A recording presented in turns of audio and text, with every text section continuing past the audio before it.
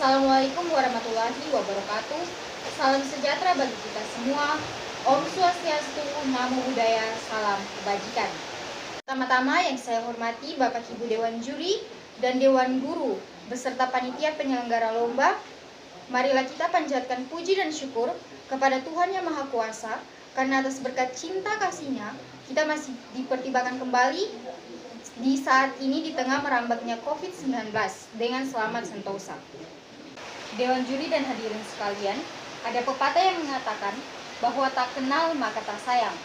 Untuk itu, perkenalkan, nama saya Reni Rahabab, delegasi dari kelas 12 IPA 1. Di saat ini, izinkanlah saya menyampaikan sebuah pidato yang berjudul Pandemi COVID-19 sangat mempengaruhi regulasi dunia. Salah satu bidang yang sangat terpengaruh atau terdampak adalah dunia pendidikan. Pasca masuknya COVID-19 di Indonesia pada Februari 2020 dan instruksi terkait work from home pada Maret 2020 lalu, kita diharuskan untuk stay at home. Alhasil, e-learning atau pembelajaran online dari rumah merupakan alternatif yang dipilih karena dianggap lebih efisien dan efektif di tengah merambaknya COVID-19. Dan sekalian, dengan tuntutan pendidikan di tengah pandemi, teknologi menjadi sumber akomodasi dan penunjang dalam e-learning. Di tengah-tengah perkembangan revolusi industri 4.0, pendidikan dan teknologi merupakan suatu kesatuan yang tidak dapat dipisah-lepaskan. Sebelum kita membahas lebih lanjut, perlu kita ketahui dulu bahwasannya apa itu sebenarnya revolusi industri 4.0 ini. Revolusi industri 4.0 atau yang dinamai digital dan internet atau Internet of Things adalah masa-masa di mana berkembangnya inovasi dari teknologi digital. Dan ada pun 5 teknologi utama yang sering digunakan dalam revolusi industri 4.0 atau yang menandai perkembangan revolusi 4.0 ini, yaitu yang pertama, Internet of Things atau segala hal berbasis internet. Yang kedua, Artificial Intelligence atau kecerdasan buatan. Yang ketiga, Human Machine Interface atau teknologi yang menghubungkan manusia dan mesin. Yang keempat, teknik robotika dan sensor. Serta yang kelima, teknologi 3D printing.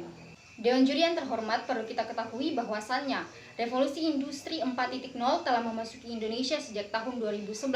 Ditandai dengan kreativitas, interaksi antara manusia dan teknologi dan sumber daya lainnya yang semakin konvergen dengan dunia telekomunikasi. Luasnya penyebaran COVID-19 yang tidak dapat dikontrol.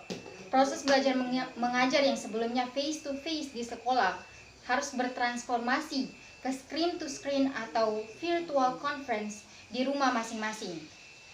Terkait keefektivitasan sistem ini, ada yang menyatakan kesetujuannya dengan mengatakan bahwa ini merupakan kesempatan yang baik untuk meningkatkan pendidikan Indonesia melalui teknologi. Teknologi digital dan internet lebih membuka wawasan kita, karena kita tidak hanya tergantung pada satu atau dua sumber buku seperti yang kita lakukan di sekolah sebelumnya, tetapi kita dapat mencari dan memperoleh terkait materi yang kita pelajari melalui berbagai sumber di internet.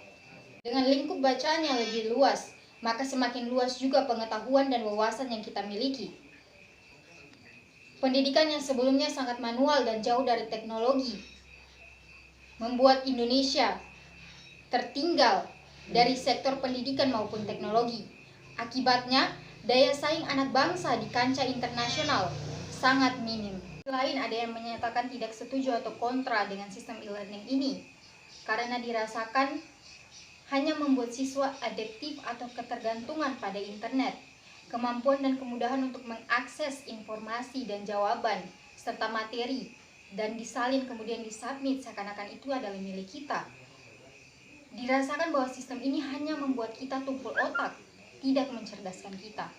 6 bulan belajar dari rumah melalui virtual meeting, tidak dapat dipungkiri banyak fenomena-fenomena di lapangan yang mengafirmasi masih adanya masalah-masalah seperti kurangnya fasilitas yang memadai, penetrasi jaringan internet, serta kurangnya kemampuan tenaga pendidik maupun peserta didik dalam mengakses dan memanfaatkan fitur-fitur dalam pertemuan meeting yang terbilang cukup baru.